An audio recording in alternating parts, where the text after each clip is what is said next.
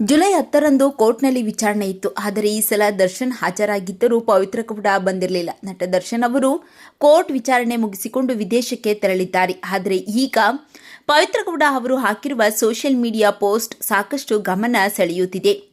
ಪವಿತ್ರ ಗೌಡ ಅವರು ನಟಿಯಾಗಿ ಫೇಮಸ್ ಆಗಿದ್ದಕ್ಕಿಂತಲೂ ದರ್ಶನ್ ಜೊತೆಗಿನ ಸಂಬಂಧ, ಇವರಿಬ್ಬರ ರಿಲೇಶನ್ಶಿಪ್ ಸೃಷ್ಟಿಸಿದ ವಿವಾದದಿಂದ ಸುದ್ದಿ ಆಗಿದ್ದೇ ಹೆಚ್ಚು. ಕಳೆದ ವರ್ಷ ರೇಣುಕಾ ಸ್ವಾಮಿ ಎಂಬಾತನ ಹತ್ಯೆಯ ನಂತರ ದರ್ಶನ್ ಮತ್ತು ಪವಿತ್ರ ಗೌಡ ಇಬ್ಬರು ಜೈಲಿಗೆ ಹೋಗಿ ಬಂದಿದ್ದಾರೆ. ಜೈಲಿನಿಂದ ಬಂದಮೇಲೆ ಇಬ್ಬರು ಬೇರೆ ಬೇರೆ ಆಗಿದ್ದಾರೆ. ಆಗಾಗ ಕೋರ್ಟ್ನಲ್ಲಿ ನಡೆಯುವ ವಿಚಾರಣೆ ವೇಳೆ ಮುಖಾಮುಖಿ ಆಗೋದು ಬಿಟ್ಟರೆ ಮೊದಲಿನ ರೀತಿಯ ಸಂಬಂಧ ಇವರಿಬ್ಬರ ಮಧ್ಯೆ ಸದ್ಯಕ್ಕಂತೂ ಇಲ್ಲ.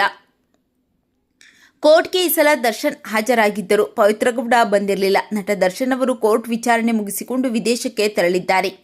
ಇತ್ತ ಪವಿತ್ರ ಗೌಡ ಇನ್ಸ್ಟಾಗ್ರಾಮ್ ಸ್ಟೋರಿಯಲ್ಲಿ ಒಂದು ಭಾವನಾತ್ಮಕ ಪೋಸ್ಟ್ ಹಾಕಿಕೊಂಡಿದ್ದಾರೆ. ತಾವು ಸೀರೆಯುಟ್ಟು ಮೆಟ್ಟಿಲುಗಳನ್ನು ಇಳಿಯುತ್ತಿರುವ ವಿಡಿಯೋ ಹಂಚಿಕೊಂಡಿರುವ ಪವಿತ್ರ ಗೌಡ, ಹೆಣ್ಣಿನ ಭಾವನೆಗಳನ್ನು ಭಗವಂತನೊಬ್ಬನಿಂದಲೇ ಅರಿಯಲು ಸಾಧ್ಯ. ಹಾಗೇನಾದರೂ ಒಬ್ಬ ವ್ಯಕ್ತಿ ಅವಳ ಭಾವನೆಗಳನ್ನು ಅರಿತಿದ್ದಾನೆಂದರೆ ಬಹುಶಃ ಅವನು ಅವಳ ಪಾಲಿಗೆ ಭಗವಂತನ ಪ್ರತಿರೂಪವೇ ಆಗಿರುತ್ತಾನೆ ಎಂಬ ಸಾಲುಗಳನ್ನು ಬರೆದುಕೊಂಡಿದ್ದಾರೆ.